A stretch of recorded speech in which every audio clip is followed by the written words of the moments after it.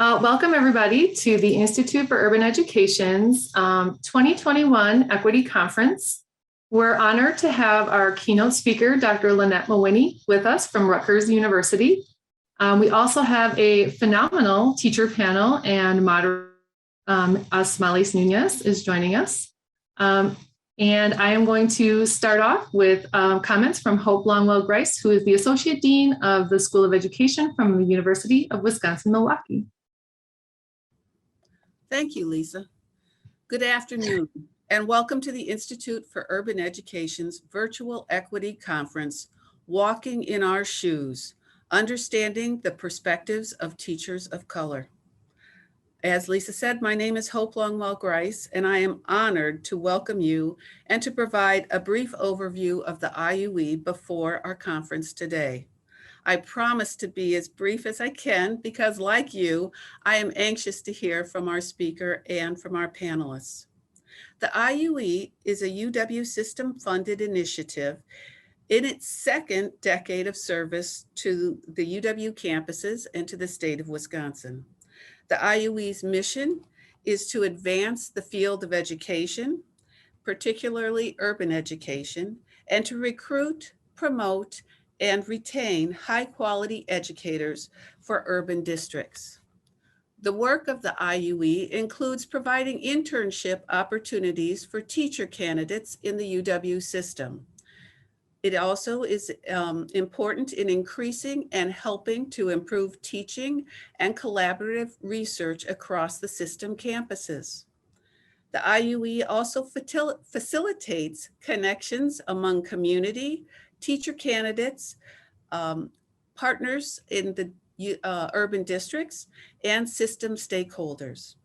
And finally, the IUE provides high-quality PD opportunities for Wisconsin educators like this one that we are offering today. To do this work, we have an incredible staff in the IUE, including Dr. Denise Ross. And I turn now to Dr. Denise Ross to take over and lead us off this afternoon. Thank you, Dr. Longwell-Grice, for introducing the Institute for Urban Education. I would also like to thank you, Dr. Barbara Bales and Dr. Carleen Van from UW System for your ongoing support of the IUE. Without each of you, our board and colleagues from UW System, these types of conferences would not be possible. For our attendees, if you have technical issues during today's event, please chat with UW-MIT for assistance. It is now my pleasure to introduce our keynote speaker for today, Dr. Lynnette Mawhinney. Lynnette Mawhinney is chair of the Department of Urban Education and associate professor of urban education at Rutgers University, Newark. She is also affiliated faculty in the African American and African Studies Department. Her love for teaching has always been a deep passion.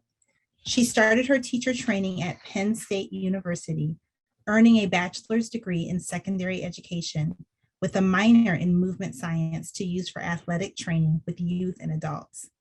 Later, she earned her master's and PhD in urban education at Temple University. As a seasoned educator, Dr. Mawhinney is proud to have taught within many diverse populations, from the American Indian reservations of South Dakota to urban Philadelphia. She has taught in a range of urban educational contexts, including middle school, high school, undergraduate, graduate, and GED and employment training programs for TANF, formerly known as welfare recipients and dislocated workers. For the last 10 years, she has conducted teacher training in the US, Vietnam, Taiwan, Thailand, South Africa, and Egypt. Dr. Mawhinney's research focuses on the professional lives of urban teachers and pre-service teachers, with a specific focus on teachers of color. The schooling experiences of urban youth, biracial identity development, and autoethnographic approaches in educational settings. Dr. Mawhinney's publications are as international as her teaching experience. She has published extensively in both US and internationally focused peer-reviewed journals. She is the author of both academic and children's books and also serves as a co-editor for a number of book series. Coupled with her writing endeavors, Dr. Mawhinney is also Associate Editor of the Review of Education, Pedagogy, and Cultural Studies Journal under Taylor and Francis. It is our pleasure to welcome Dr. Mawhinney today, and at this point, we will turn it over to our IT, who will begin her talk. Well, hello, everybody. My name is Lynnette Mawhinney, and I am coming to you from Rutgers University, Newark. And I am super excited to be one of the keynote speakers for today's conference. And during this talk, usually I like to do this interactively, but I know with the virtual world, it's going to be a little different. But I'll try to make it as interactive as possible as we can under these constraints that we're currently in. But I'm going to start my PowerPoint. I'm going to use this as, a guiding point through my talk as I go through. So if you just give me a second, I'm going to go ahead and share my screen.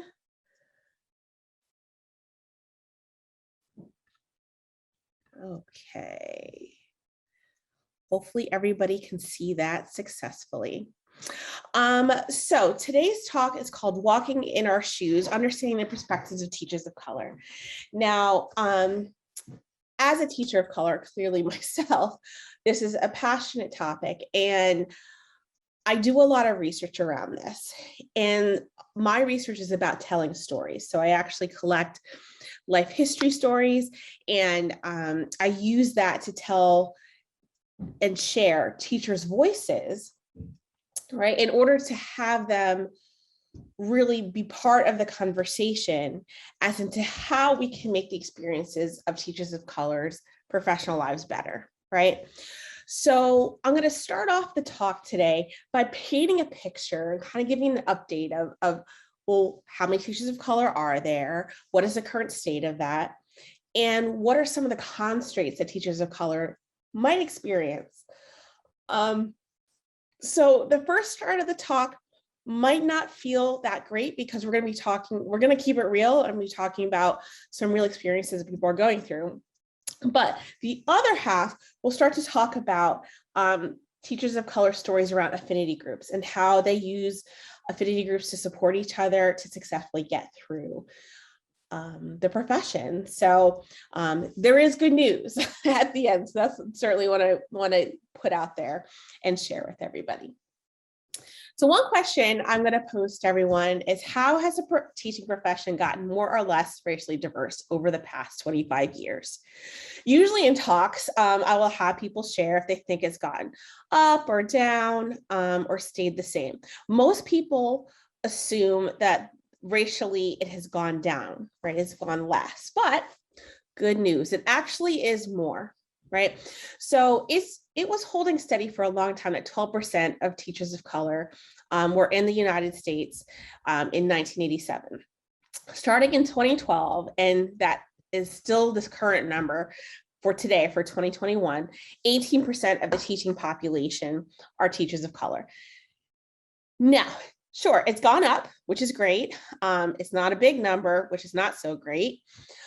But why has there been this increase, right, over the last couple decades and stayed steady? There's a couple of reasons. First off, there's been increased access to higher education, right? So there's been more opportunities for prospective teachers of color who want to be teachers to be able to do that. There have been an uptick in alternative teaching routes or in order to get certification, whether that is something like Teach for America, whether that is like an Urban Fellows program, right? You have different reasons for that. But one of the most important things is the biggest certifier of teachers of color are minority serving institutions. So minority serving institutions are historically Black colleges and universities, HBCUs. They are HSIs, Hispanic serving institutions.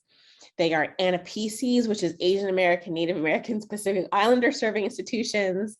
And they are TCUs, tribal colleges and universities, right? So these higher ed institutions, often which are actually pretty small, but they are actually the biggest certifier of teachers of color, right? But there's something to remember. Since 2016, there has been the population of actual students specifically students of color, has now become the majority, right? And it is slowly increasing since then, since it was first recorded, that flip in 2016. So when you account for that, actually, when you think about the student racial diversity, right, is growing at a rate faster than the teacher diversity. Therefore, there's actually a greater racial mismatch between teachers and students as compared to 25 years ago, right? So numbers are going up, but it's becoming a wider span. Right, that's why there's a larger mismatch. So what does it look like today? So what does that 18% look like today?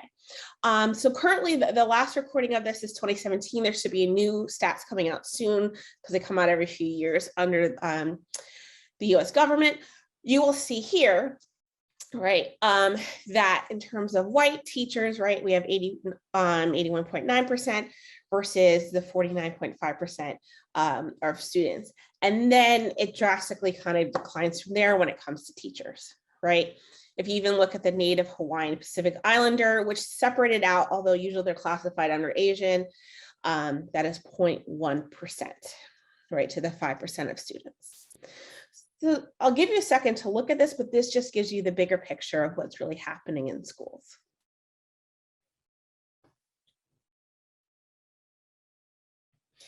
Okay, there's something else that's important to note.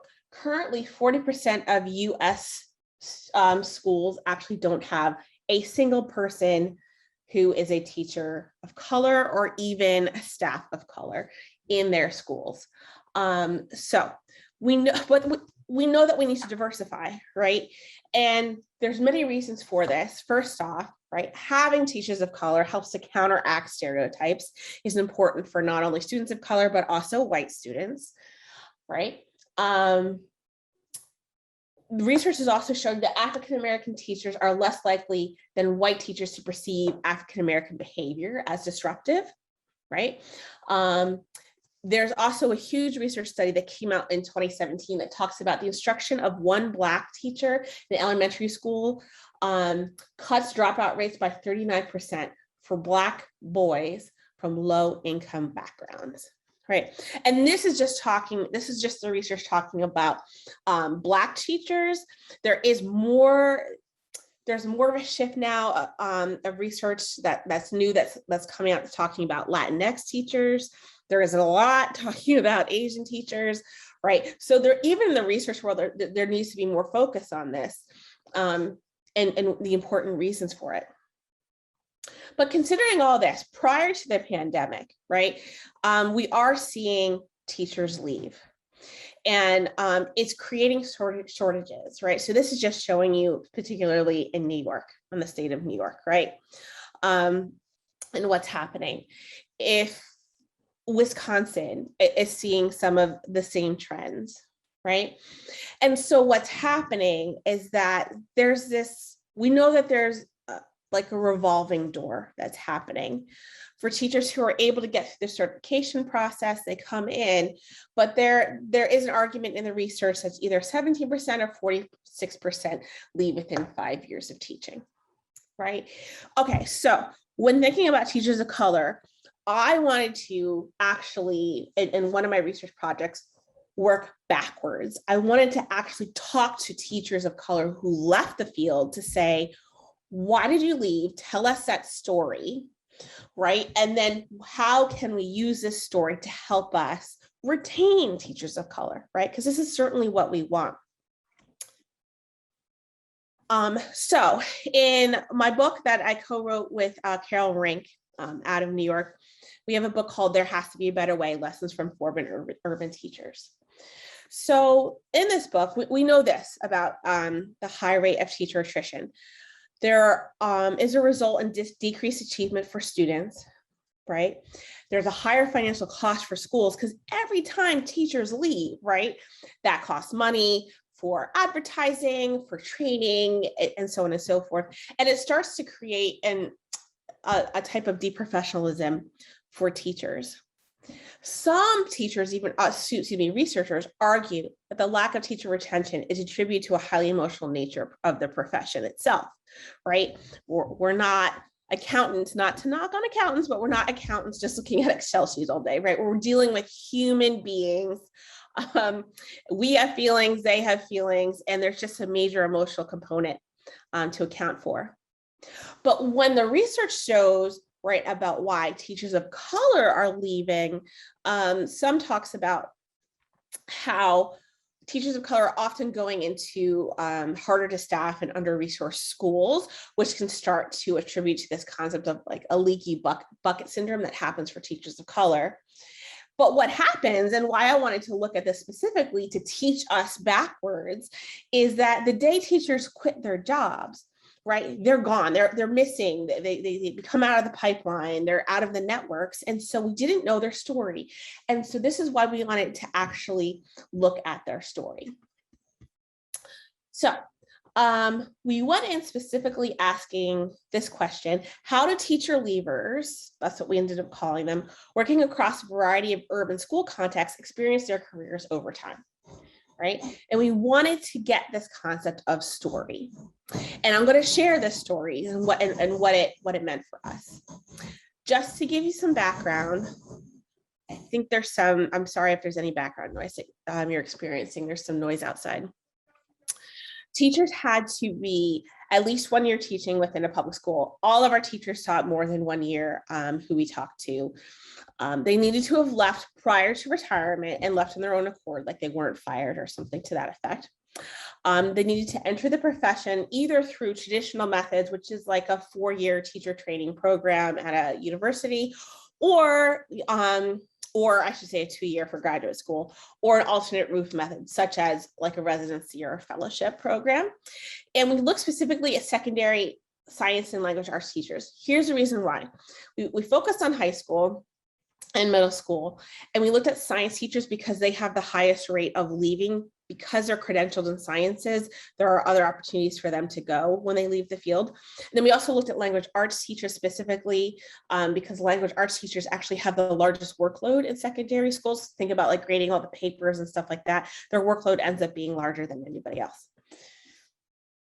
Now, when you look at the overall who we talked to, right, we have majority were female, which is very similar to what we see in the profession. Majority were white, again, similar to what we see in the profession. More than half went through traditional program. And they came from 22 different urban schools that are characterized by Milner, right? But here's what's interesting. When they left the field, 56% actually went into educational roles that were somehow, I should say, teaching jobs that were somehow related to the teaching field, right? So whether that was working at a nonprofit, whether that was, kind of going up in the field of education, such as getting out of teaching, but, eventually moving into principalship or something to that effect. And then 44% actually were out of the field. So one became a chicken farmer and had like 300 chickens and farmed. One became a preacher. One became an IT app developer. So things that really aren't related to education. But today we're focusing on the teachers of color. So 87.5%. So basically we had 8 teachers of color. 7 of those 8 left the teaching because of racial microaggressions. I'm going to say that again. 7 of the 8 teachers of color that we talked about left teaching because of racial microaggressions. Now, microaggressions is a term that is often, I think, thrown out there, but we don't take time to break it down. What I'm going to do is I'm going to break that down, and then we're going to talk about this story. We're going to talk about a story of one of my participants so you can kind of see how this worked itself out for her story before we talk about the good news, right? So microaggressions is a term that came from Charles Pierce. He was a psychologist, and he had worked specifically with Black men. And so he's the first to come up with this term, microaggressions, which are the subtle, stunning, and often automatic exchanges, which are put downs. Why he turned them microaggressions, right, is because they're those things that happen that you're like, did I read that right? Was that true? I don't really know, right? That's why, because they're happening at such small levels. Now, this concept of microaggressions was taken by Sue, who's often known now for the work around microaggressions, and he developed out different categorizations. And so we have micro assaults, micro invalidations, and micro insults. So what I'm going to do is give you an example of just what a microaggression is in general, and then we'll talk about the specifics. So I always like to give this example. What I'm talking about microaggressions is when I go to the gym, right? And if I go to a gym that it's, because I'm traveling for work, especially pre-COVID, people don't know me there, I go into the weightlifting side. Right. And so often women you don't find in the weightlifting side, you often find men. And when I go there and I step into that space, oftentimes people think I'm like this, that I have no idea what I'm doing. This woman's actually exercising backwards on this machine, right? Just because of my gender, also because of my size, because I'm a curvy girl, right? And these microaggressions come out in ways of people coming over to assist when I didn't ask for help, people mansplaining, right, to me how to do something when I know how to do it, right? Because the reality is I'm actually a powerlifter, competitive powerlifter, and I'm also a certified personal trainer. So I know what I'm doing, right? But this is an example of no one's coming out and saying, right, you're too big or you're female, you don't know what you're doing. It's coming out in smaller, different ways, right? That's an example of a microaggression. Now, when Sue breaks it down, he talks about these three different categories. So the first is micro-invalidation. So those are the cues that either exclude or invalidate people's realities. And those are broken down into 4 different ways: making someone feel like an alien in their own land, right? They're from here, they get here, but making them think that they don't. Color blindness, right? When people say like, I don't see color, that actually ends up being a micro-invalidation. Myth and meritocracy, which when race plays, people think race plays a minor role in someone's life, or literally denial of individual racism at all. Then we have micro insults, right? 4 different categories, subcategories for this. So these are when people are often like rude or demeaning to you. One can be a description of intelligence, right? That, they're Asian, so they must be smart at math, right? So they're ascribing who they are racially to what they think their intelligence is, right? Or, oh, they're Black and they must be illiterate, right? Treating someone as a second-class citizen, that they're lesser than because of who they are. Pathologizing communication values or styles, right? There's a right way to talk, and if you don't do that, then it's lesser than. There's an assumption of criminal status, right? Presumed just because of who you are, that makes you a criminal. And then they're called micro assaults. This term is often argued against because it's really just assault or a macro assault, but this is where you think about like verbal or nonverbal attacks, hitting, spitting, name calling, really like the overt racist acts, right? So hopefully, I've just took a little teachable moment in my talk to just talk about microaggressions, because I think it's important that we're all on the same page of what that means. And so let's talk about the larger picture from the 8 teachers of color that we looked at from their data. What did we find out, right? We found out they experienced their microaggressions and their teacher education program, and they experienced it when they were actually as teachers.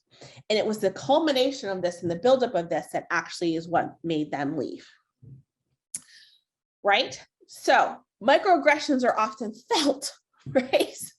But they're not seen because they can be really small. And so research before mine has said, right, microaggressions are gatekeepers into the teaching field, which we'll hear a little bit about in some of the stories. They are frequently experienced by teachers of color, and they often cause teachers of color to leave the profession. And my work has certainly solidified this. So here's an example of an description of intelligence, as we talked about. So there was one of our participants who we called Beatrice, and she was a science teacher, and she was Asian American, and she worked in a school where literally administration at meetings would compare her to all of her white colleagues, saying, well, why can't you do your paperwork like Miss Beatrice? Why are students doing this like Miss Beatrice students are? They kept putting her up as this model minority teacher. She actually asked them, please stop doing this, right? You're making like a fracture in my relationships with other teachers, but they kept doing it. And it actually started to build up for her into why she left. We have another participant who we called Joyce in here, and she was actually a science teacher too. She went to undergrad in science at an HBCU and had a great experience, and decided she wanted to teach. And so she went to a graduate program. And she says, when she went into this graduate program, she goes, I was the only African-American person in the whole teacher ed program. And I was alienated and isolated, and I felt isolated and I felt ostracized. It was really bad. And then, so in those moments, it was just so isolating, I decided I'm not doing this. So I quit.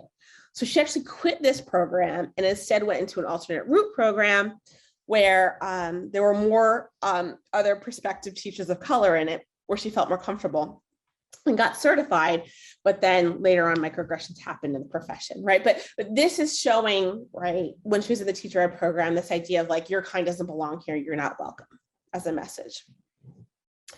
So if we look at average years of all the teachers that we looked at, right, white teachers averaged about 8 years of teaching before they left, but the teachers of color, it's almost half that, 4.8 years. But what I wanted to do, microaggressions are really small, as we're talking about, and they're hard to see, but they're like dominoes, right? They kind of build up until it's too much and they all the chips fall down. So I want to actually demonstrate this in a teacher story to show you what this means. And again, we're going to get to good news, right? What we can do about some of these things. But this is to help showcase how microaggressions actually work and play themselves out. So I'm going to introduce you to one of our participants named Abigail. Abigail is an African-American woman.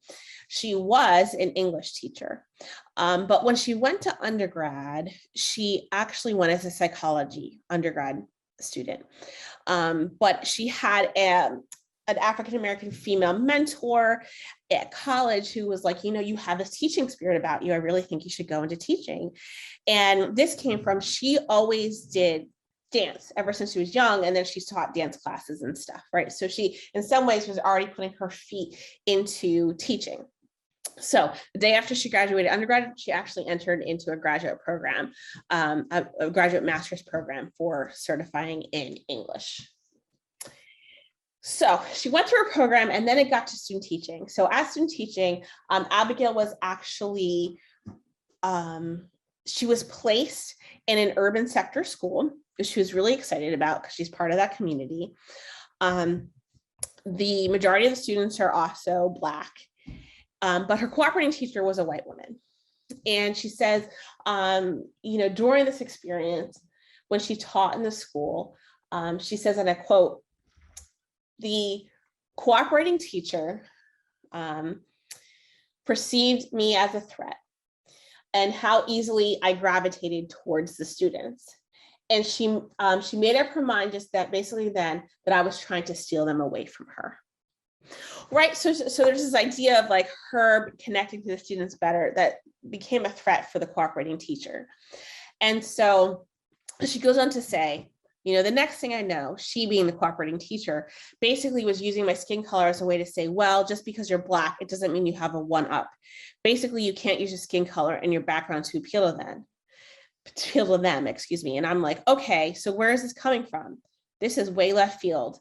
And it really kind of put me in a different headspace. So what happened here is that the cooperating teacher actually tried to blackball Abigail from attaining a teaching position within the school district upon graduation because of this.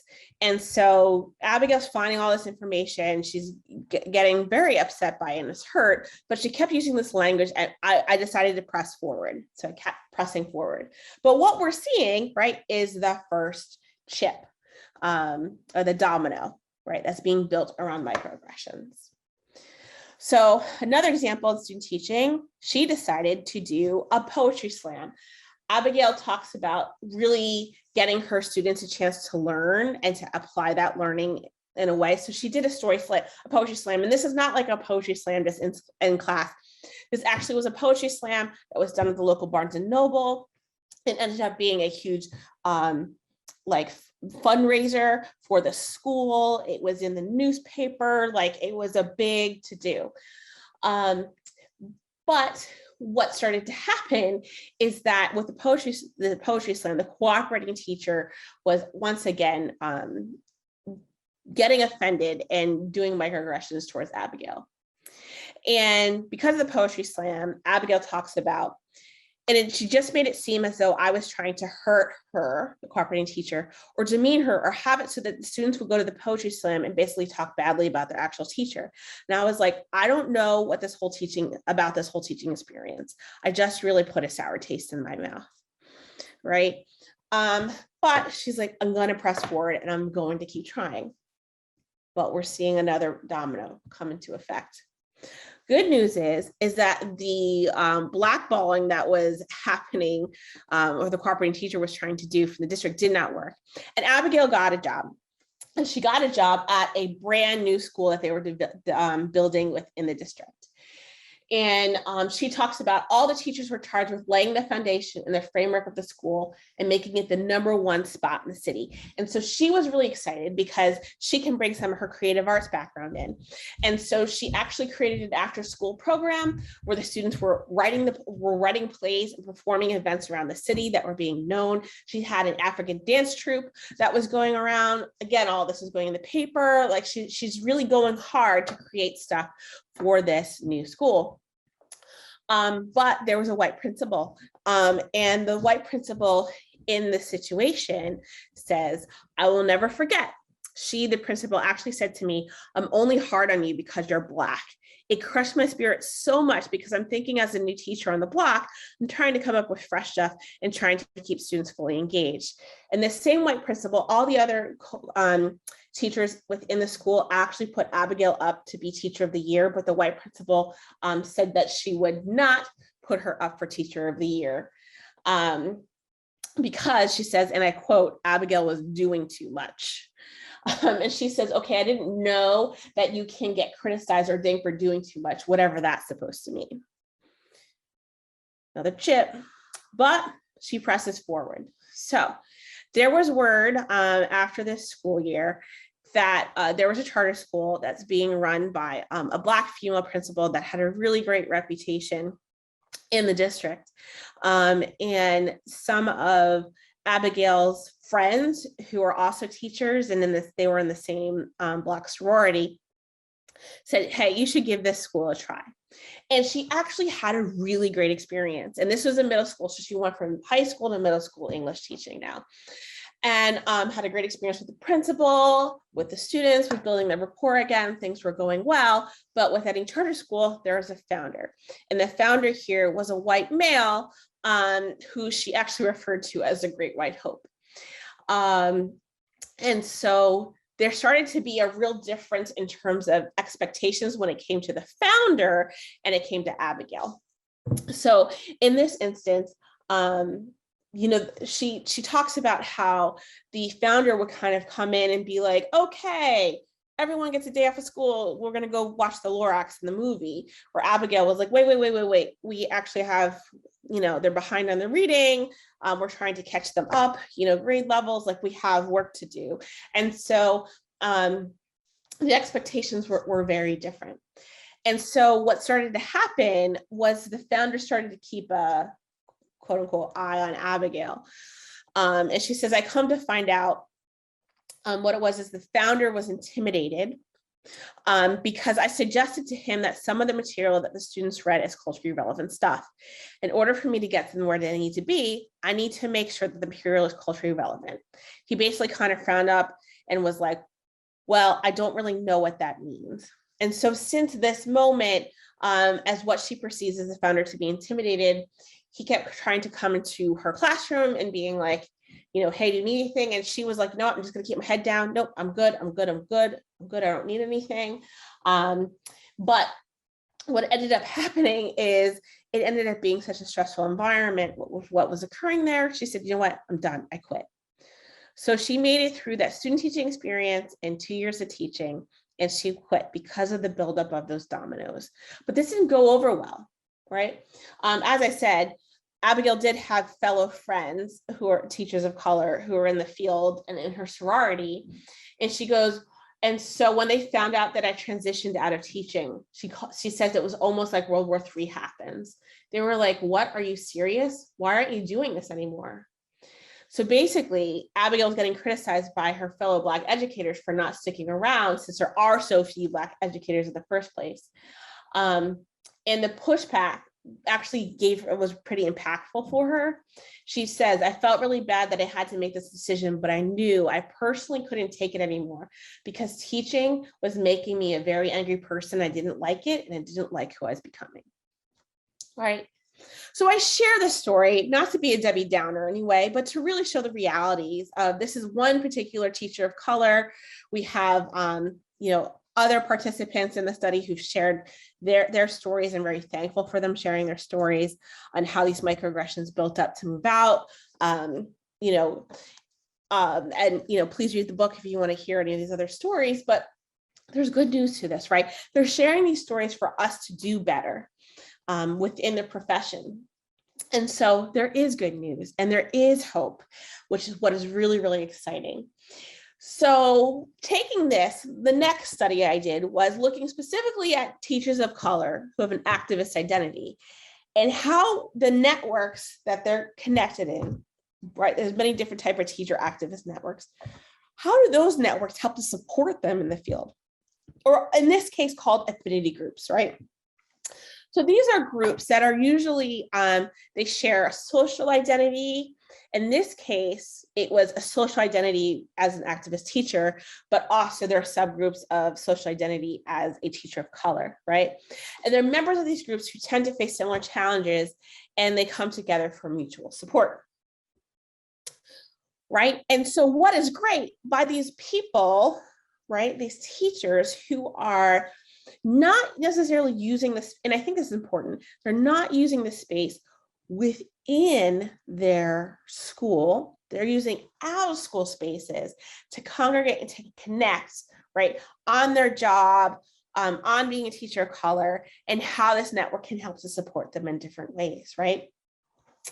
And so what we found in this work in particular is that these networks are providing some sense of job stability, right? By being outside the school, by being able to connect with people who might understand similar experiences, who might understand those microaggressions, right? To be like, nah, sis, you're not crazy, right? And that's okay. And this is how we're going to get through this. They're able to move forward. So I'll share you the story of April. April, 22 years of teaching. She met another colleague who we call Asante here, who ran one of these networks. He was a teacher of color who ran this network, specifically really well known in the city that they live in. And they also did iTags, which are pretty well known, that they are teacher activist groups that often meet during the summer, and they'll do a book club and they'll read, a specific book about something and analyze it. So April says here, what has made me survive over the last 4 or 5 years, because she talks about that's when she started to feel a little crispier on the sides, right, in terms of feeling burnt out. Because since the time I met Asante and with the book club this summer was really like life. Like I was having people's engagement and conversation and they knew stuff. And I was like, yes, I enjoyed being in his company and the other people who he's introduced me to, because they really are about their work for the kids and they really know their stuff. It gives me life, it gives me energy. And I'm like, okay, I might get through this teaching a little bit longer, right? So, but being able to engage with other teachers of color, again, being outside of this, they know things, right? Engaging in the work and how they care and they're passionate about their jobs, as she says, is giving her life, right? And it's helping her to sustain a little bit more. And there's lots of other stories that we had of teachers of color sharing the same thing, right? Another thing that these groups do, these affinity groups, they provide a learning space for support. So Katie was teaching for 18 years, and she's been in this affinity group for a while. And she reflects on her group and says, so I think that the organization is really important because if you're not careful, you start falling into believing what are all the other teachers saying, which is, oh, these kids are a pain in the ass, or those families don't care about X, Y, and Z. And it can be very very alienating, especially to our own people, looking at Black and Brown students as if it fits this stereotype that's continuing to be fed to me. But if I'm careful and stay part of this organization and stay part of more radical learning spaces, that I can resist, like, no, that's actually not true. That's not the perspective or the worldview or the analysis that I want to have in my classroom. They're not the problem. It's actually our institutions and our legacies. Right? So here she's talking about how it's a learning space, but also helps to keep her grounded, right? And to not get stuck in some of the negative rhetoric that happens in schools about our students and even about our teachers, right? There's another, Kevin, who's an actual organizer of one of these groups who we talked with, who says, like, these spaces create that I'm not crazy thing, right? So when we have the microaggressions happen, when we have all these crazy things happen, you have other people around you to be like, nah, you're not crazy. So he talks about one thing that was really clear about this particular network was just combating the sense of isolation that folks felt politically and identity-wise, developing on who you're talking to in their schools, just being in a space. I always joke with folks, we're in spaces like this instead of it's not you. No, it's like really not you. Excuse me. No, it's like, no, really, it is y'all. It's not me. I'm fine, y'all crazy. I think that sense of camaraderie and community, just having the access to that and knowing that there are people who would understand you, even if they weren't down the hall or across the hall in your school. Again, we're together because, as he tries to say here, right? Y'all the crazy ones, right? It's not me, and to have that collective around you. But as I was doing this particular study, right, talking to the teachers of color and these networks and how these networks sustain them, I had a participant reach out to me who's not in these networks, right? And I'm only talking to people in these networks, but she's like, please, please, please talk to me. I consider myself an activist teacher, but I don't have a network. And so I said, sure, absolutely. I'll absolutely take your story. She's been teaching for 18 years. But again, she doesn't have a network, and we call her Nora. And she says, I'm by myself. And I think that's one reason why I'm getting drained. I'm by myself. I mean, I do have friends that I work with, but it's kind of me in the trenches by myself. So you start to also hear her talk about teaching kind of like in warlike language, right? And being in these spaces where she feels a little beat down by the microaggressions. But being by herself was way different than these other teachers who were in a group, right? In an affinity group that was able to support them and to help sustain them long term. So sadly to report, Nora planned and did actually leave teaching at the end of that school year because she felt so isolated and alone and didn't have others like her around, right? So there's an important takeaway that we're taking from here from this good news, right? The good news is that identity does matter. And in these groups, right, having each other to connect in their work experience in terms of who they are was really, really important, right? But we also know that there's some other great things that are happening, right? In order to really create spaces so teachers of color in particular can really be sustained within this profession, right?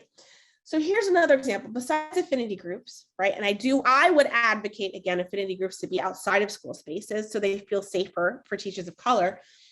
There's also pushing for reforms to work correctly.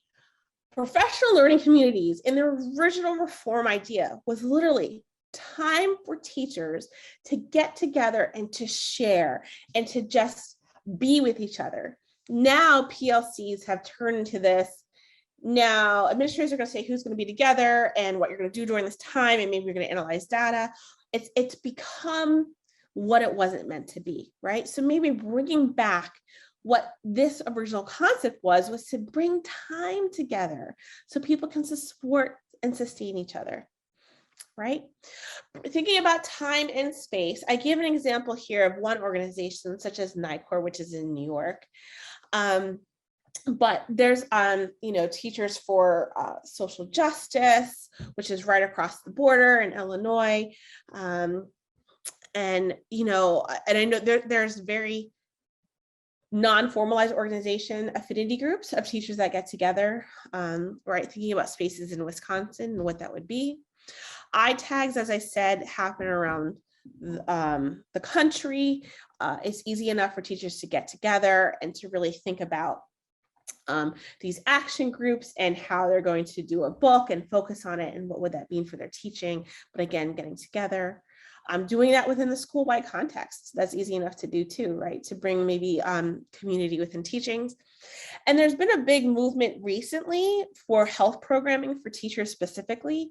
So I even have some colleagues who work in schools, and there are teacher educators like myself, but they're also certified yoga teachers. So they actually go in to do these programs just for teachers. So they're able to literally and physically de-stress and, think about their actual health when it comes to the profession. But here's another thing that we found in the original research that I talked about in terms of the ideas for sustaining for teachers of color was this concept of sabbaticals. So sadly, teachers used to be able to have like semester long or year long sabbaticals, and with budget cuts and stuff like that, a lot of different states and districts have gotten away with that. But there are small term sabbaticals that have found to be beneficial. And so when we were thinking about this concept, because we had one of our participants actually said, if I just had a break, I think, and this is after 14 years of teaching, she left, if I just had a break and a time to breathe, I think I'd still be teaching now. And this was like years later, right? And so this got us of this concept of what are different formats of sabbaticals that had been successful in urban sectors. And we looked across the pond in England, and we found this study that they did in London and Manchester, right? Two major cities in England, based off of this participant, right, saying, if I was able to have a sabbatical, I think I would be teaching now. And what they did in London and Manchester is they did micro sabbaticals. So teachers can take either 3 weeks or 6 weeks off. During that time, they were doing some professional learning or something, and then they were bringing it back to the school, right? So it wasn't necessarily a vacation with, on the beach with your feet up, which isn't a bad thing either. But it was, to do some type of professional learning and to bring it back into the community. And how they funded this was 2 ways. They had a sabbatical bank. So in the sabbatical bank, it was an interest earning revolving fund from teachers' payroll. So they could take out micro deductions to actually do that. And then from that interest, they were able to use it and pay for a flex teacher, who was one teacher who was in the school and would take over the 3 weeks or the 6 weeks and then would move to different teachers. The other way that they did it is they used unused sick days that were applied towards the sabbatical term, right? So if over a couple of years you have so many unpaid sick leaves, you can use those, for 3 weeks for this sabbatical, to this learning. What they found from all of this, right, is that 87% of the teachers who did this in these two major cities experienced improvements in their confident, feeling refreshed, and self-esteem. Like that right there, right? We're talking about more than 3/4 of them. That's a mic drop moment, right? Just giving them 3-week reprieve did so much for them. 67% reported increased motivation towards their job. 87% raised knowledge and skill level from being in these, learning, professional development, whatever they were learning. 83 reported changes in their practice based off of that, and 56 claimed that sabbatical resulted in a school-wide practice change because of whatever they brought back from their learning and shared with their colleagues, right? So the good news is, right, we can talk about how do we change school environments for teachers of color, which is a very important conversation to have. But what's the conversation that we're having in this talk today, right, is how do we work there's a lot of environments that are not healthy, right? But how we work within that to stay healthy and to stay strong and focused for our students to be able to do the best that we can. And these are just some examples of the things that we, right, between the affinity groups and the sabbaticals and the, the yoga and everything else. But I would love to start a dialogue with all of us is, what are some other ideas or practices that you all might be doing, or that you might have heard of, or you might like to try, and how to think about sustaining yourself in the field as a teacher of color. So we'll use that as a jumping off point to have a dialogue. But I also want to say, please bring any questions you might have about this talk, any thoughts, please share that electronically so we can start this dialogue. If you have any questions or you want to talk further offline, from this platform, I can be reached at lynnette.mawhinney@rutgers.edu, or through my website. There's a place where you can actually reach out and put in a notice. So, and you can also follow me on Twitter. I thank you all for what you do. I thank you all for listening. And I look forward to having our dialogue now. Thank you so much, Dr. Mawhinney. That was an amazing talk, full of information that I just think all of us needed to hear. So thank you for your research and for all that you're doing. We have a few questions for you, and I would encourage the attendees, the audience, if you have questions, to put them in the Q&A. This is an open discussion for everyone. And I want to start by saying that Dr. Mawhinney posed a question to us, which was, what kind of practices are we using to sustain ourselves as teachers? So if you do have some comments that you'd like to share, please feel free to put them in the Q&A as well. The first question that we have, Dr. Mawhinney, is, did you look at the school culture? That's a good question. We didn't, because first off, this is a national study, and for the first study, and it was 24 different teachers, and each teacher also over their career might have taught at multiple schools. So that would be a lot of different school cultures to think about. But what I will say is, aside from the microaggression piece for teachers of color, looking at the whole entire pool, there was a school culture piece that came out in terms of administrators. So if schools had a good administrator, and how that was often defined by these teachers were an administrator that would go to bat for them, an administrator that would block.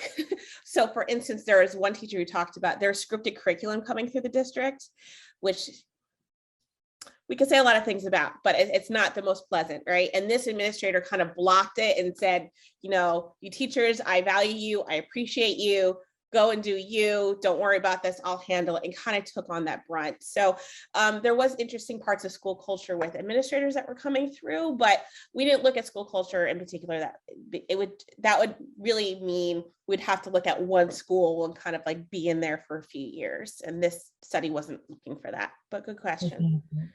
That's great. So the principals made a difference. Awesome. Yeah. Thank you. The next question is, as Melissa Arkin asked, as a white ally, what could I do to support Abigail in this situation? Great question. Yeah, good question. So in Abigail's situation, there would be two ways. Well, here's the thing. Her cooperating teacher, she went about to do the blackballing and all that other stuff, but it was happening very subversively. So I don't think other colleagues or even white, allies would know that this was happening.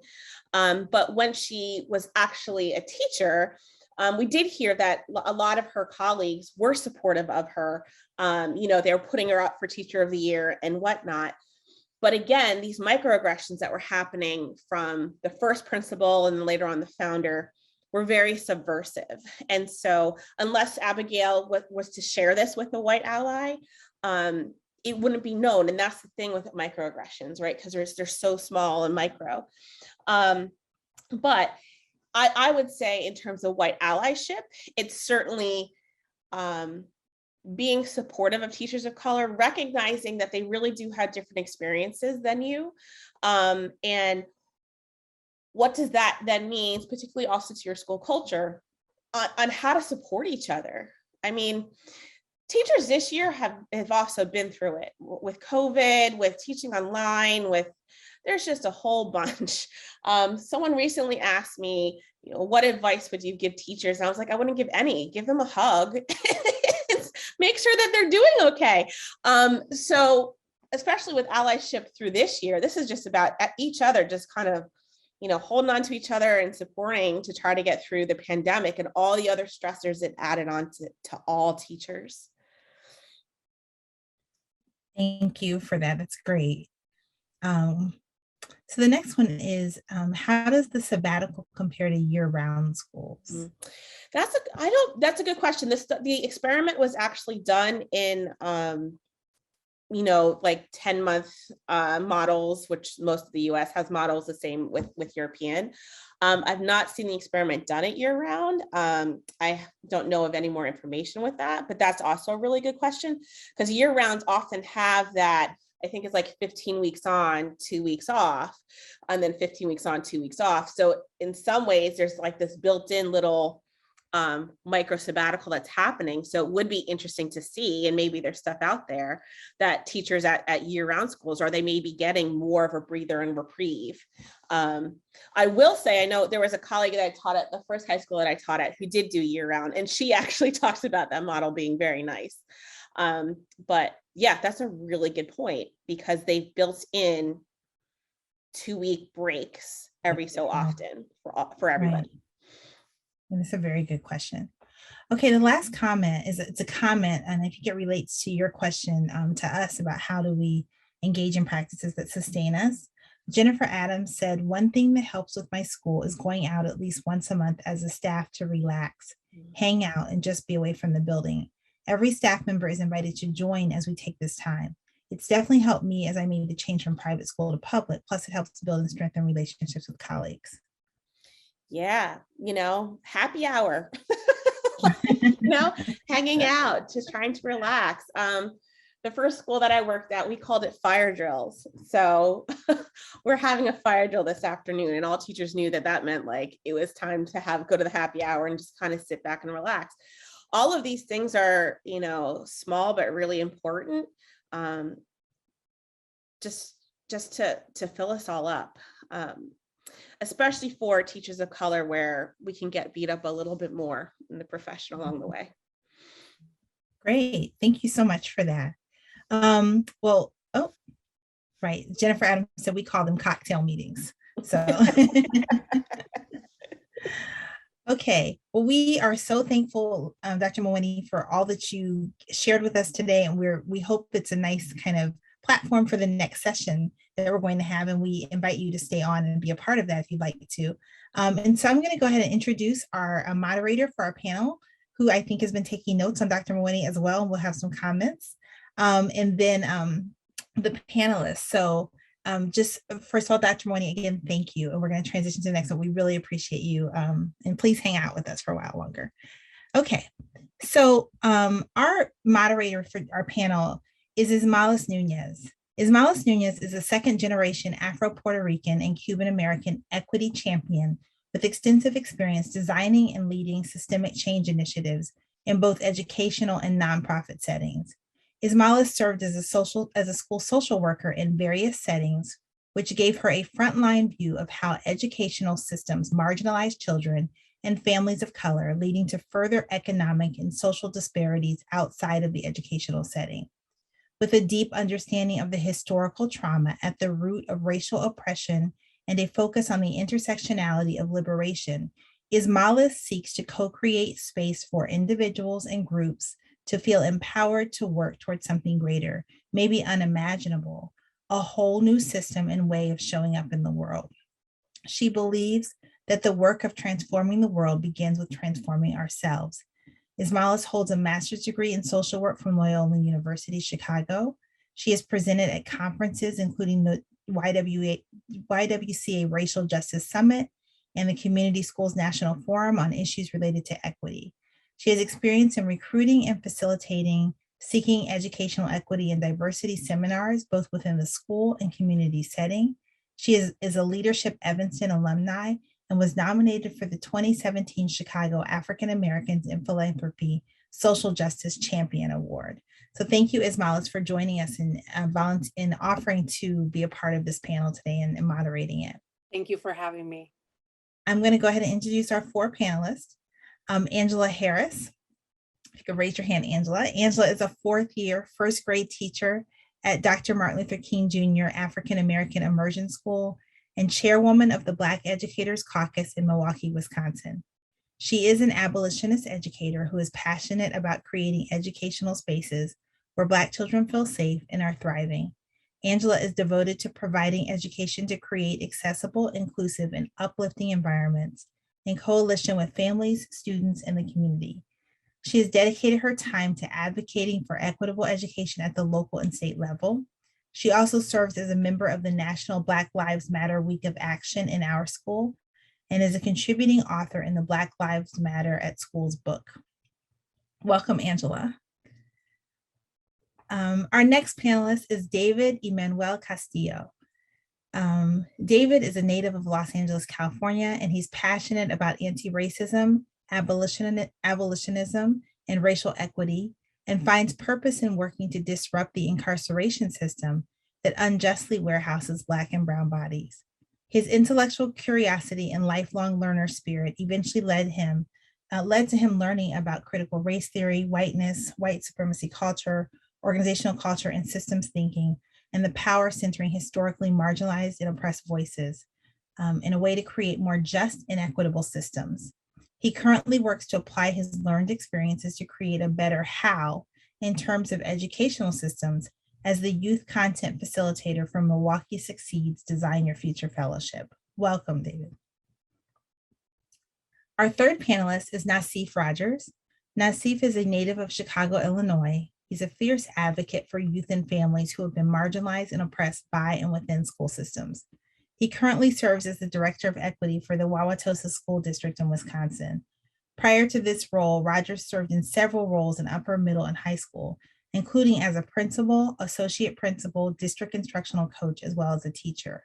His experience spans 15 years in education, serving students and families in rural, suburban, urban charter, and nonprofit sectors.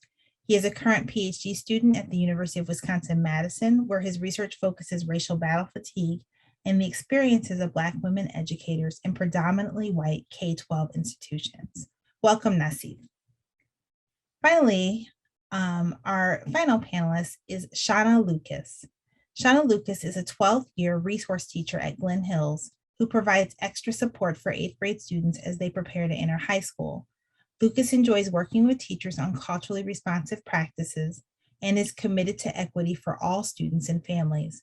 In addition to teaching, she is also passionate about election protection and is an advisor coach for the Glen Hills Chess Club. Please join me in welcoming all of our panelists and our moderator, Ismailis Nunez. Thank you, Dr. Denise Ross. Thank you, Dr. Lynnette Mawhinney. I am sitting here taking notes. I'm like, okay, I need to stop because then I can't focus. But I appreciate you sharing some of your research and some of the things that I heard. I saw some of, I was nodding, some of the past experiences were very parallel. And so I want to thank also our panelists for joining us. As Dr. Lynnette Mawhinney said, I want to make sure that I thank you all for your hard work, especially this past year and the years of service that you've been educators. Because as we just heard, it's not easy. And so I just want to chop it up with you all. Feel free to unmute. Don't feel like we're going to go in order because I'm trying to cut out some of that hierarchical stuff and, whatever. And feel like you can jump in whenever. And, if you're like, I don't want to answer that question, or you're like, yo, I'm on that. And I want to maybe ask another panelist a question based on something they said. I definitely want to co-create that space with you all together because, we're all in this together. And so I kind of just want to start off asking whoever wants to answer first, why education? I'm curious. What was that moment that led you to say, this is what I want to do? And so I'll just pause and let whoever answer right off the bat, and we'll go deeper as we go. I guess I can start with my origin story. That's what I like to call it, how I got started being a superhero educator. Um, I graduated from high school and I was going to college. I was going to Milwaukee area Technical College to get a 2-year degree. A bunch of my friends were going to school for human services. They were doing social work. And I was like, girl, I'm going to be a social worker too. And so while I was, going to school for human services, I started working at child care center. So I had my first daycare job at 18 years old, and I just fell in love with early childhood. It just spoke to me in so many different ways. And so I continued to go to school and work, but at the same time, continuing to work in daycares. And so I ended up changing my major to early childhood education because I just fell in love with it. I ended up getting pregnant with my son, so I had to pump the brakes on school for a minute, but then still was working in daycares all of that time. And, just bettering myself and bettering my craft and learning what it meant to be an early childhood teacher, which led me to get my early childhood credential, and then eventually an associate's degree in early childhood education. I was working at a corporate daycare in Menominee Falls for Coast Corporate. They have a daycare that's specifically for their corporate employees. And I just began to see the inequities that existed between like what was available to these white children in Menominee Falls versus what my son was getting in public education spaces in Milwaukee. And I also had an aunt who had been a veteran Milwaukee Public Schools teacher who would always be like, girl, them kids don't need you. You need to go where the babies need you. And so, it got to a point in my career at Coles where I decided to take the leap and become a teacher. And so it really started out, being about providing something that I knew was missing in the classroom spaces, and really beginning to like address those inequities that I knew that students in Milwaukee had, and like me potentially being there to fill in the gaps. Thank you, Angela, and sharing your origin story. I appreciate that. I'll jump in. So I graduated, I got my bachelor's in sociology from the University of California, Riverside. And in my second year at UCR as a transfer student, I did a lot of work in student government, campus organizing, community organizing, as well as serving as for the external office as the campus organizing director and legislative liaison. I show out to say that I initially wanted to go to law school, and student government was a microcosm of what I anticipated government would look like. So I decided I definitely don't want to go into this field. There's corruption in student government. I could only imagine what that looks like at the governmental level. So I opted out. But during the summers, I would always serve as a youth counselor, whether it was for the MECHA, Movimiento Estudiantil Chicano de Aztlán Summer Leadership Camp, or for the PACE program, which is the Pursuit of Awareness Through the College Experience. And this program in particular, it worked with immigrant youth that lived out in India. So we'd bring them onto our campus for a week. And I just realized, and it brought me back really to my experience, connecting to the youth and realizing that a lot of the youth that I work with, you would hope, right? We would assume that school would be that space. And like working with these youth, I realized school wasn't that space for them. A space where they could really talk through things that are on their mind that unfortunately a lot of adults, and so if you're an adult on this call, I really hope you heed the message I'm about to give you right now. I hear a lot of adults make excuses or project. If I could be more honest, a lot of adults are projecting their insecurities around tough conversations. And the reality is you as an adult aren't comfortable to have that conversation. And the reality is that our young people are. And so I realized that serving as a youth counselor, I also volunteered at a continuation high school that served adjudicated youth at the time.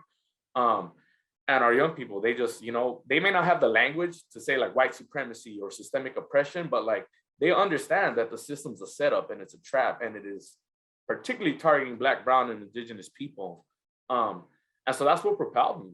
It kind of planted the seed in my head. And then one day I had a friend who, we were at a barbershop. He was just like, hey man, he's like, you really know how to connect with youth. And he's like, and that's because you're authentic and you're real. And he's like, I wish I would have had that when I was in high school.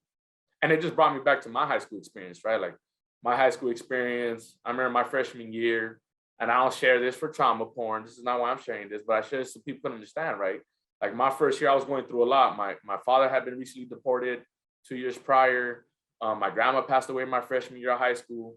I had a lot of friends that the summer of 03, when we started our freshman year, like they were joining local street gangs or contemplating joining local street gangs, seeing the heavy police presence in my school and not understanding the systems at play behind that. And like, really all I wanted was for an adult to like be like, hey man, what's on your mind?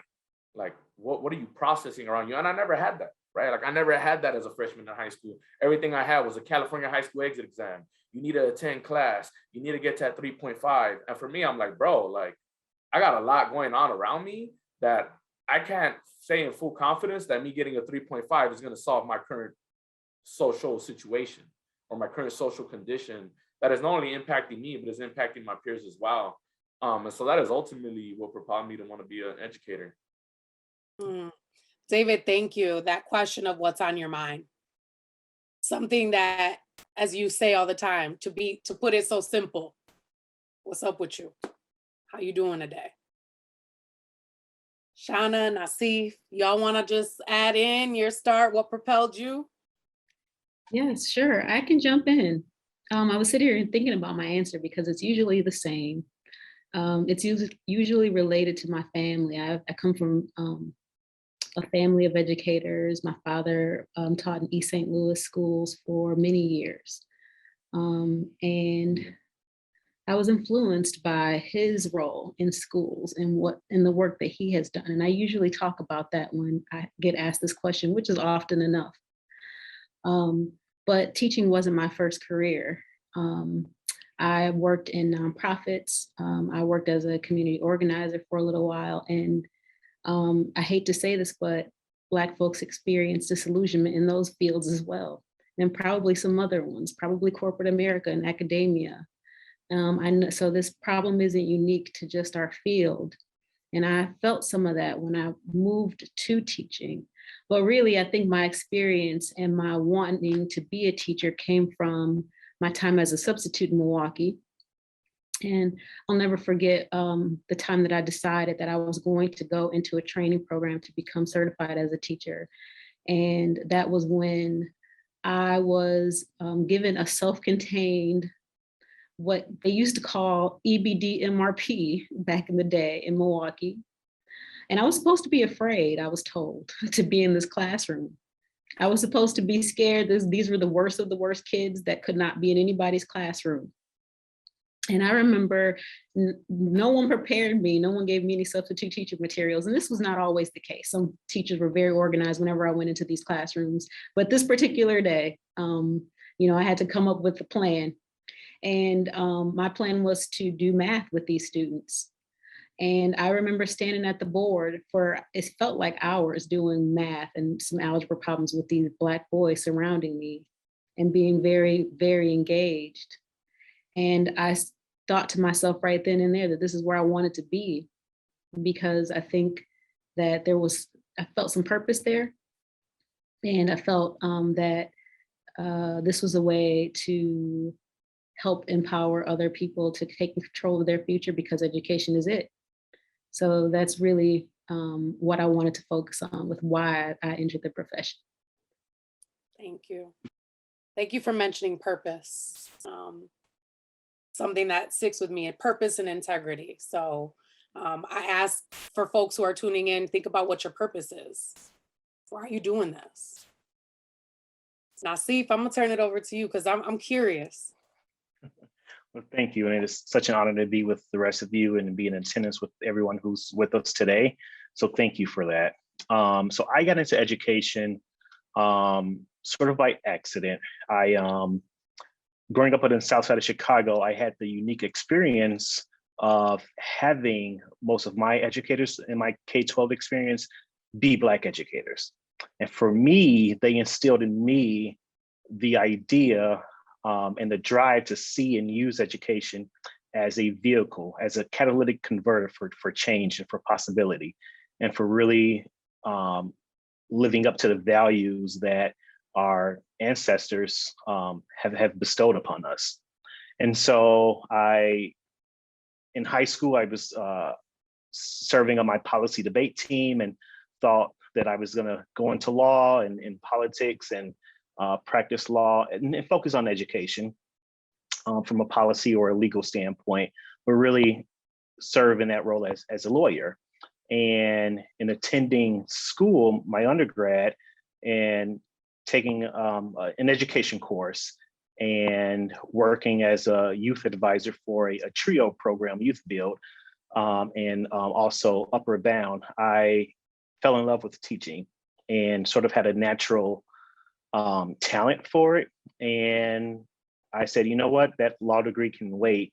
I feel like I need to teach and be a teacher, and just remembering the legacy of the Black teachers that taught me and that helped raise me and helped me to kind of lift myself up beyond in my circumstances.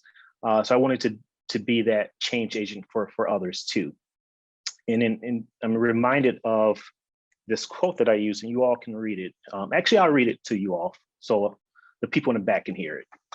And it's from Bell Hooks, and she says, "Learning is a place where paradise can be created. The classroom, with all its limitations, remains a location of possibility. In that field of possibility, we have the opportunity to labor for freedom, to demand of ourselves and our comrades an openness of mind and heart that allows us to face reality, even as we collectively imagine ways to move beyond boundaries to transgress. This is education as a practice of freedom." So that's my purpose, and that's what drives me. Yo, and I'm hearing so many of you talk about this transcending, right? Like liberation, freedom. And I love how you, Nassif, you just put like education being that catalyst, right? And I'm curious of what have been some of your challenges, right? Like, I know we could talk for hours and days, but I really want you to think about that, especially as we were talking about microaggressions, macro invalidations, micro insults, as I'm like, yo, there's nothing micro about any of that. But I'm curious, you know, what have been some challenges for you? And then I want to transition into like, who's held you while you've been able to be in some of those challenging spaces? Don't everybody answer at once. I can start. And whiteness has been the challenge. That's the primary dominant challenge is just whiteness. And, you know, Dr. Mawhinney did such a great job of just breaking down, you know, some of those experiences and how they manifest in our paths as we walk this road towards freedom as education.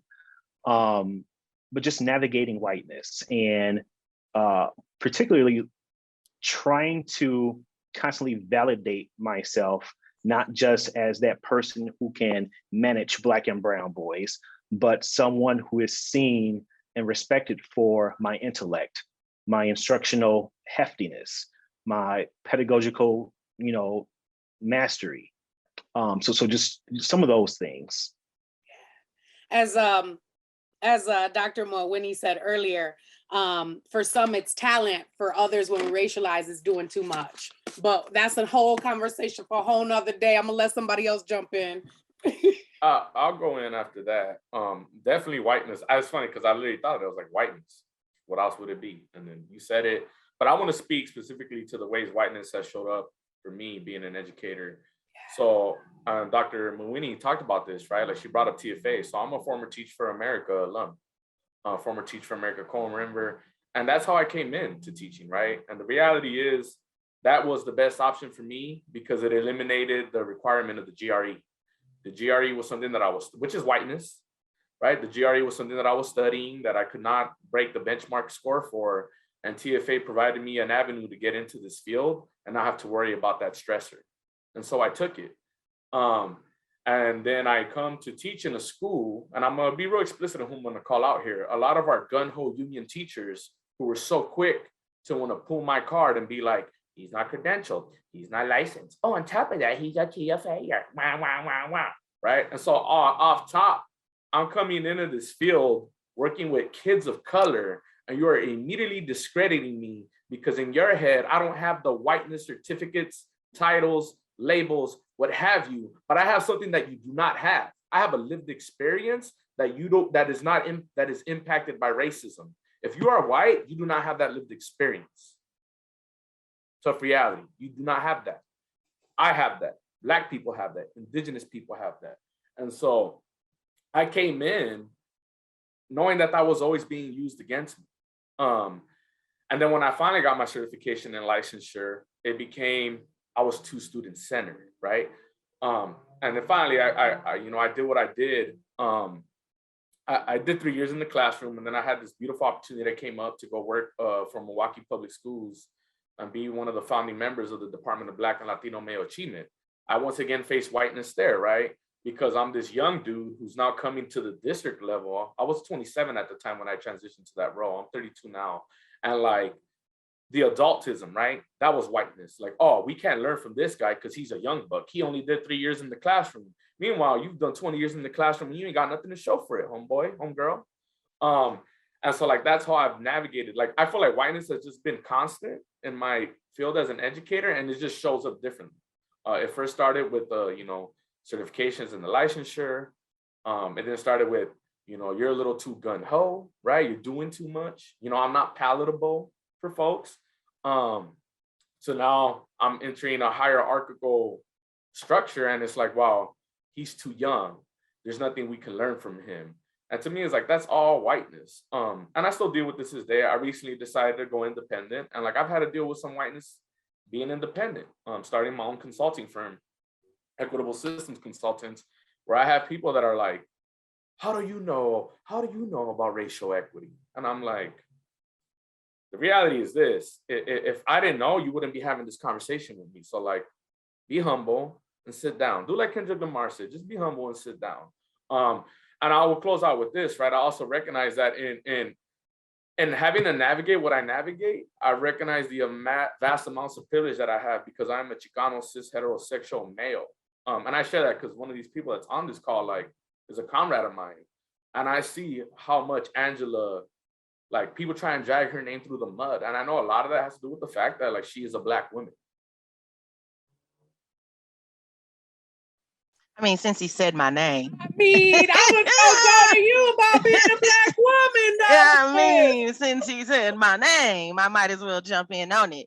I mean, all of the things, right, that Nassif and David said, I co-sign all of those. I've experienced all of those things, but I think that particularly as a Black woman educator, there's a special amount of ire and vitriol that we get, particularly when we're trying to do race and equity work within school districts, right?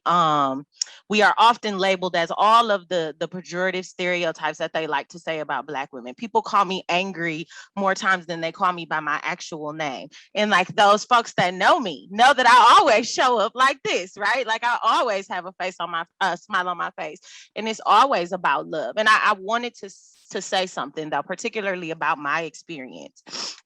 So I work at a predominantly Black school. My school is an African-American immersion school. And so like, when I talk about the ways that whiteness affects me, it affects me through a lens of Black people doing it to me, right? It isn't the white people that are doing it. It is actually the Black people who have brought into this system and who believe what the system has told them about other Black people and about our Black youth. And so whiteness isn't just for white people, it's for the Black and brown folks that are listening to us talk and watching us talk about this right now too. I want you all to think about the ways that you perpetuate whiteness in your environments and through your classroom structures and policies. So, to David's point, like, it's really tough as a Black woman, particularly as an abolitionist educator and an activist, trying to navigate this system when it's your people and people who don't look like you that perpetuate this system. That's going to be one of our questions that I want y'all to sit with and start thinking about, right? Because whiteness, it's a way of being. It's the water, the air we breathe. And so no one is immune to that, not even me. I always say, thanks to Erykah Badu, and I got to eat on that a little bit of, there's so many people that are so woke, they're asleep. And so what does that mean to say I'm woke? And does that mean you've arrived somewhere? But I just, want to give you, Shawna, some space, your experience, anything you want to add. Yeah, I mean, I think what's important for me to add to that is that I actually grew up immersed in white culture. I was a 220 student in Milwaukee, so I was bused at 5 o'clock in the morning to go to take a route to school that took about an hour and a half. And while I think that indoctrination into white culture, I think it prepared me for what it's like to work in majority white spaces. It helped me to deal with certain microaggressions because I understand the culture. I'm not saying that it prepared me for that, but it does something. It's almost as though you're expected to have that immersion in the culture for you to be accepted. And listening to the presentation, talking when I heard about minority serving institutions, I think they have probably helped us increase the teachers of color in the profession, but also maybe that it has also put some limitations because I've heard stories of Black people who go to historically Black colleges and universities saying that they're almost shut out or prejudged because of their educations, and that there's an expectation that you come from a certain type of experience. I think David brought that up in his remarks, that you have to bring a certain type of experience to be accepted into certain spaces as a Black educator. And it feels like that in my experience. Sometimes it has felt like that, even though that it has been very damaging, because it's just an institution that's upheld that's unfair. So I think that when we call that out a little bit more as Black educators, we can start to change that system. So I hope that people start to talk about that a little bit more. Ooh, thank you. David, I know you wanted to add something. And I love the way she closed that out, because it's exactly, I think, what's been my greatest challenge, and I think everyone's greatest challenge, right? And I'm gonna be real explicit, the people who proclaim themselves allies. We don't need you to be allies, we need you to be co-conspirators. And with that, right, we need you to recognize the way your power and privilege can lead to change, in particular systemic change. And I think that's been one of the greatest challenges I've encountered in the past 2 years, because I see a lot of, and particularly white people, who think that because you're on my side, who think that because they read Ta-Nehisi Coates' Between the World and Me, or because they read Dr. Love's book, or because they read anything by Dr. Mawhinney, you somehow are down and you get it. And I want you to know that don't qualify you for being down for our cause. What we need you to do is use that power and privilege to make things easier. Dr. Love recently said this on a panel she had, where she's like, we simply need you to remove the barriers because you were the ones that put them up. Remove the barriers. And I get annoyed, right? And it makes me think of the quote about the white moderate from Dr. Luther King Jr., because I see a lot of white folks out here in particular who think because they wear the Black Lives Matter t-shirt, because they have the Abolish ICE t-shirts, because they show up at protests and then take pictures where they center themselves, that they're fitting the bill. And it's like, no, it's funny because you're a school board president. What I need you to do is change policy. It's funny how you don't do that though, right? And so like, I'm at the point where I'm like, I'm just quite frank, I'm fed up with it. And you're gonna get this heat if you ain't doing what you need to do. It's that simple. Well, keep bringing the heat, bro. And I mean that, right? Because if we don't have people like you bringing that heat, then really what's the purpose? And I know your purpose and integrity and what you really stand for. So keep bringing that heat. I don't know you any other way, to be honest with that. So I also, I want to go back to what Dr. Mawhinney asked, like, how are you taking care of yourselves? Like, where do you find joy? Where do you find joy? I love that, like particularly being an educator that's in my first 5 years, right, in the traditional education space, that Dr. Mawhinney pointed out this idea of finding solace outside of the educational environment. And that's where a lot of it has come from for me, like being able to create and be a part of the Black Educators Caucus, which provides a space for Black educators, right, to talk about all of the things related to education that we have to deal with, and to get that cosign of like, no, girl, you are not crazy. Like, this is really happening in my building too, right? I think that that is so important. And like having comrades like David, who have my back, and also like seeing my white comrades too do the same thing and create affinity spaces for themselves where they can begin to have these conversations. And it makes it a lot easier for me, right, to then begin to navigate and trust the spaces that I'm in with them, because I know that they're doing the work also. And so it makes it less stressful for me, right? Like, it gives me less anxiety because I know, these folks are actually doing the work as well. And just, a good vacation never hurt anybody, right? To just say no to things and like turn off the emails and turn off, the notifications for the calendar, and just give yourself like a mental break. It gets really heavy when you are doing activism work in educational spaces, particularly in a system that feels so resistant to change. And so you have to take yourself away from it for a moment and then jump back into it. Thank you for that. A lot of what Angela said, practicing no, learning when to put up boundaries, and forcing yourself to respect those boundaries, and forcing other people to respect them too. Just because they send you an email at 7:43 p.m. does not mean you need to respond to it. If you're emailing me at 7:43 about an issue that's during the school day, something else is going on. So so just checking your boundaries, and then just engaging in fellowship with your comrades. Like Shawna and I are pretty close. We have a small group that we text each other often, daily, several times a day, just to keep us afloat, and also just to help us realize that no, we're not going crazy. Like, whiteness is real, and it's designed to do that, to have you think that you are going crazy, and that's not the case. So you really need that. And then like vacations. My wife is a huge proponent of vacations, and so she is forcing me to take more.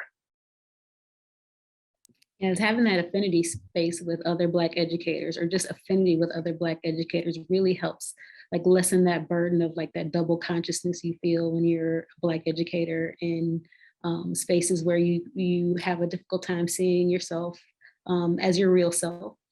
I think it's really important to think about the joy that comes from working with young people as well. I also have teenagers that I live with. I have one teenager that I live with, and sometimes listening to the way he banters back and forth with his other teenage friends brings me so much joy, because they're really funny and they have joy that they give to each other. And to be able to listen to them and laugh at a student's inappropriate joke sometimes, even when you're not supposed to. Think about how they are wonderful and beautiful people. I think that really is a joyful experience too, to be able to just kind of step back and understand why you are in the field that you're in. I want to echo everything everybody said. And something that I do in addition is video games. I think I recently realized the big reason why I love video games is because it allows me to enter another world, right? Where like, to me, the possibilities seem limitless or endless with video games. And so that piece, working out, I try my best to work out as a de-stressor. And then just really relying on I don't want to say relying, but like being in community with folks that I know get it. Like, I don't know how else to say it. And I should have to say that, like, my circle has gotten incredibly smaller from when I came into education to where I'm at now, and I'm perfectly fine with it being super small. Yeah, David, I just want you to sit with this, and everybody on this call, right? To truly know who you are is to constantly be in battle with other folks, and I'm talking about your true authentic self. So recognize that your circles will get smaller, which is kind of going to lead to my next question. It's kind of two-parted here, but I want you to think about, and you all kind of named this, but like, what is it that you need from other educators? And I'm going to racialize this, because I have a belief as a Black Latina that there's a difference. There's what I need from white educators, and it's completely different than what I need from educators of color. And so what is it that you need? And really thinking about that racialization, And I want you to think about, before we transition to some questions in the audience, what does being held look like for you? Ooh, ooh. Dr. Mawhinney inspired that question.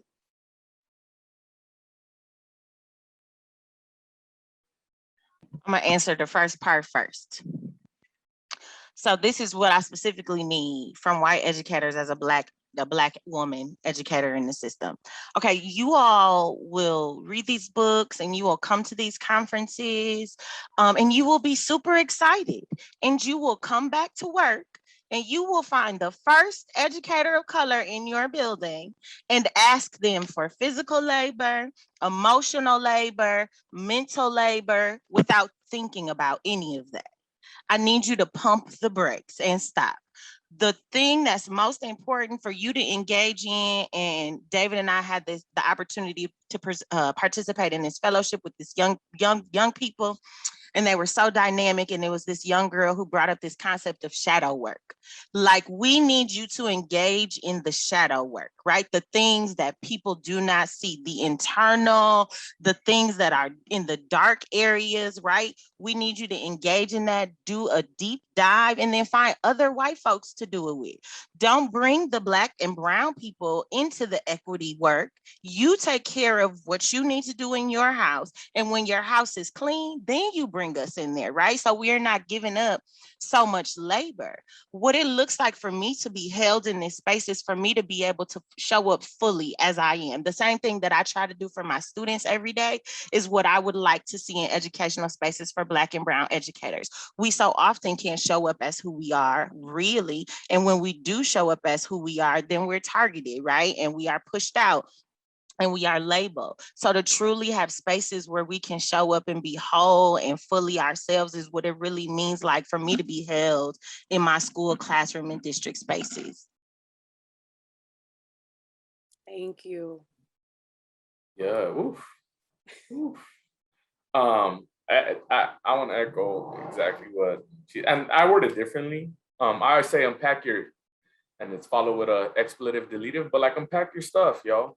Like, for real, like I have no else to say it. Like, and I guess that really annoys me sometimes, because like I get that from people, like, and I get annoyed because you've seen me present before Ismailis where it's like, I'm literally unpacking for you my socialization process. I'm literally sharing with you that I was, and that's not to say that I'm still not anti-Black, like that's part of doing the work. You got to unpack that. But it's like, I've literally sat in rooms where I've unpacked that because I want to model for, particularly for white people, right? And this is why I always bring this back, is that like, if I could have gotten anti-Black messaging in an area that wasn't the suburb, I could imagine what anti-Black messaging looks like in an area where the suburb was created through systemic racism.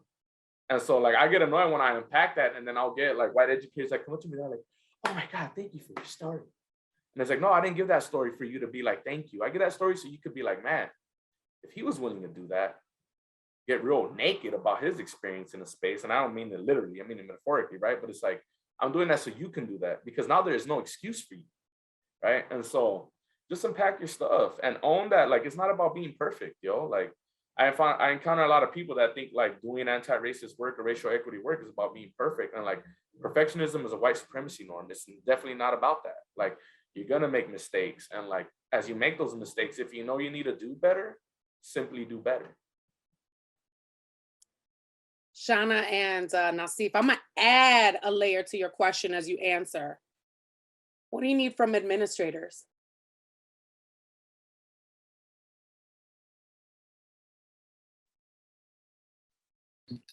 Nassif, you I got was something there? no, I was going to pass the mic to you because I was your administrator. So what did you need from me, Shawna, that I didn't give you? Yeah, you know, I mean, my answer, Nassif, you were always good at doing the opposite of this. I mean, well, you were always good at doing this, which is addressing who I am and being nurturing, even when I looked like I was unfazed, because you knew somehow that I was fazed. You paid attention to that.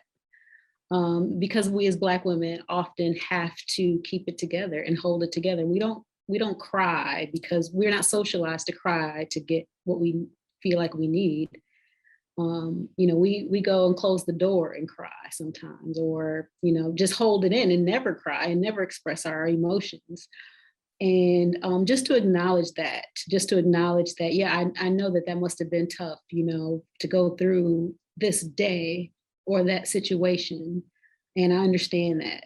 And, whatever you need from me, let me know. And I think maybe administrators feel as though the urgency is to keep moving along and do what you need to do for the kids. But a good administrator really takes care of their people.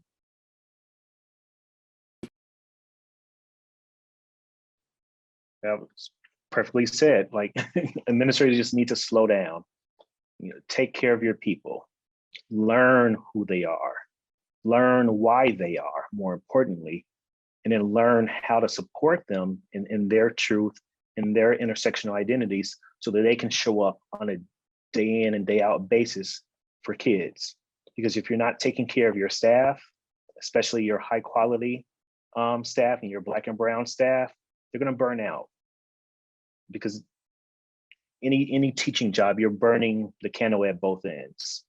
But it's the job of the administrator to keep adding more wax to that wick, keep filling their buckets, making sure that that light doesn't go out, because that light is a guiding light for folks. Now, Steve, don't go nowhere. How do you know you're held? How do you know when you're held? Being held? Oh, man. I think when folks are checking in on me, making sure that I'm seeing things the right way. My current supervisor, Ida Cruz-Farron, who's our assistant superintendent for human relations here in Tulsa, she is an amazing leader who does a wonderful job of just checking on her people and making sure people have what they need, making sure people have their, ideas clarified, and that, they themselves are being centered in the work, and that they have connection and that they feel support. So she's a good role model for that. Word. Something I'd also like to add to Smiley's, and this is because you said, what do you need from other educators? And for me, I think what I need from others in the educational space, and I say this particularly being in community with Angela in the past year, like, yo, let Black women lead, yo.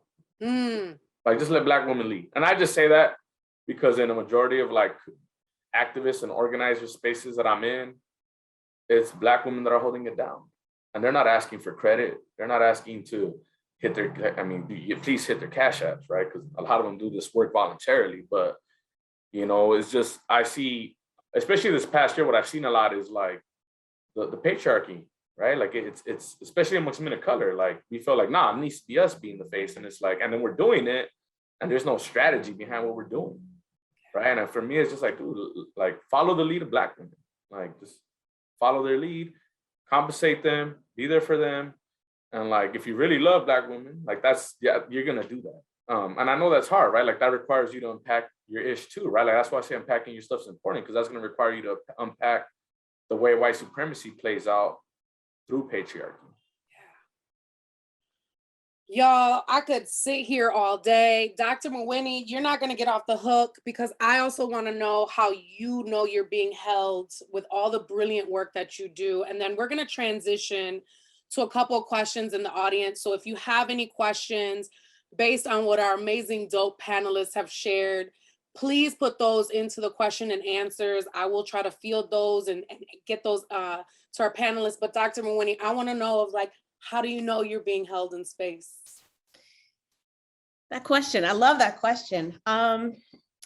This last year, I'm at a new institution teaching and leading a department, and I'm fortunate enough to have a dean who's a Black female who, prior to her even being a dean, she has a space for scholars of color and artists of color to go and to do your stuff and to relax and literally be fed, and I've been part of that group for a long time in doing that.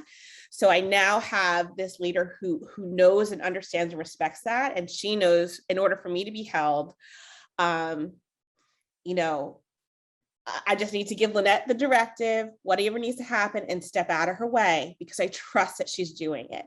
So for me to be held, I just need a leader who understands that, like, I can do my job, I can do it well, I can teach well.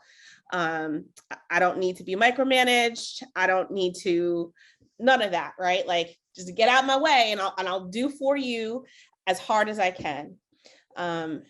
And then she also checks on me to make sure that I'm doing self-care stuff. So being held also means, you know, sometimes you need to be reminded of the stuff you talk about, which is take a break, sis. Yes. Yes. No need to be the martyr. I'm trying to work on that, y'all. I really am. I want to transition. There is a great question in this chat from Brienne Stewart. I hope I'm saying that correctly. What about the phenomenon of white leaders causing a great deal of harm and destruction and then, quote, letting Black women lead? By letting them lead, by letting them or other leaders of color take the fall? How can we end that cycle? Oof.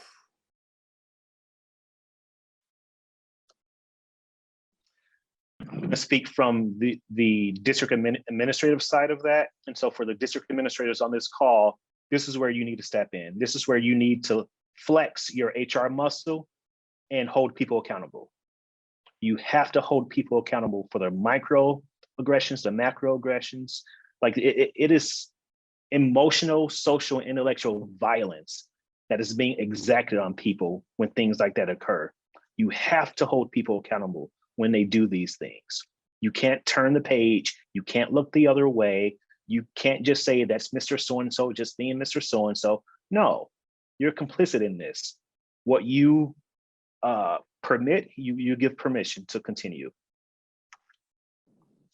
So one of the things that I know and that I realize is that white women in particular see the harm that happens to me, right? They see it in real time and they never step up to the plate and say anything. Usually the messages come behind closed doors or in my inbox or through a text to say, you know, how they feel my pain or how they stand in solidarity with me. But when I'm actually getting the knives stuck into my back, nobody's there to even try and pull it out 6 inches, to quote Brother Malcolm, right? And so I need you all to stand in front of Black educators and stop allowing white women to do that. Like, if we're really truly talking about disrupting systems of power, how is it that the white woman still continues to lead, but then when stuff gets thick, she can push or propel a woman of color into her place to then take all of the heat? How do we allow those things to happen, right? We need to stop them before they ever get started. And so if a white woman is in a place of leadership, we need to ask her, what are you doing to disrupt power systems as they presently stand? How are you stepping out of the way for Black and brown women and allowing them to actually lead, not allowing them to then take up your platform after you've broken it? I'm hearing themes and threads of accountability. That is my favorite word.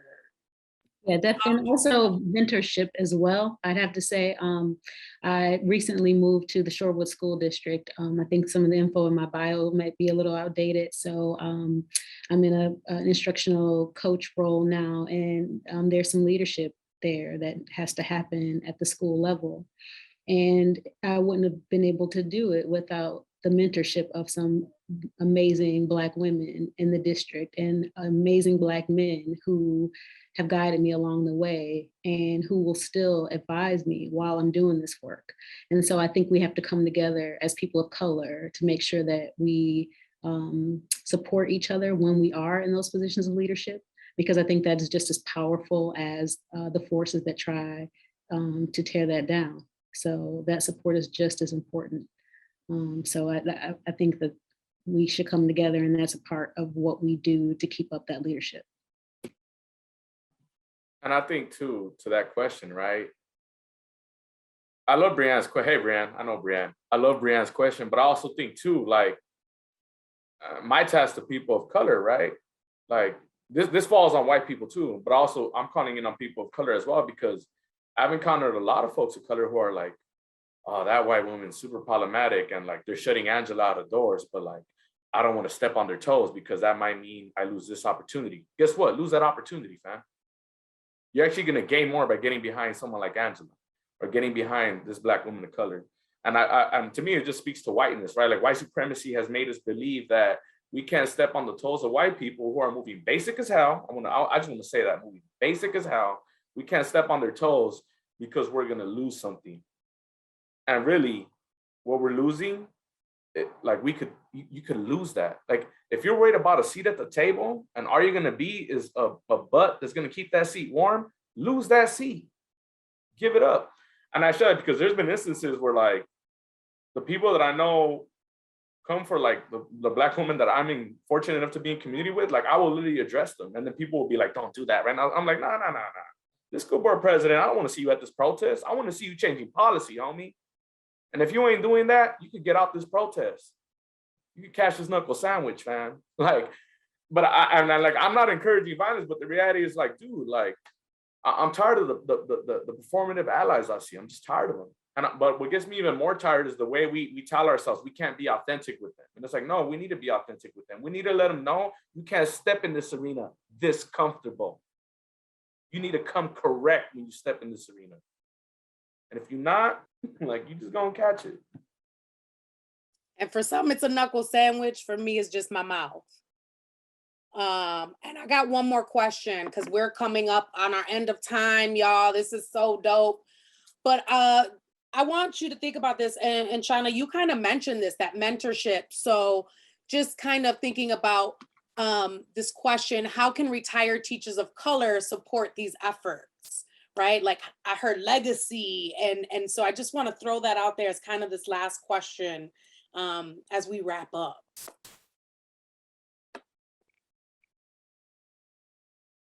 Stop telling people not to teach. Okay, stop telling us that it's hard. Stop telling us that we can make more money somewhere else, okay? Because it's important work. So encourage people to not be afraid to enter those programs. And it doesn't have to be forever because we all know that people aren't teaching 40 years anymore like they used to, like my dad did, like my stepdad did.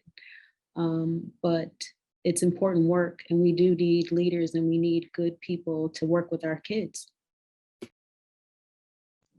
And I think to veggie back off of what Shanna said, right? Like thinking about legacy all the time, right? Like what will be left when I leave if I don't impart my gifts and wisdom on someone else, right?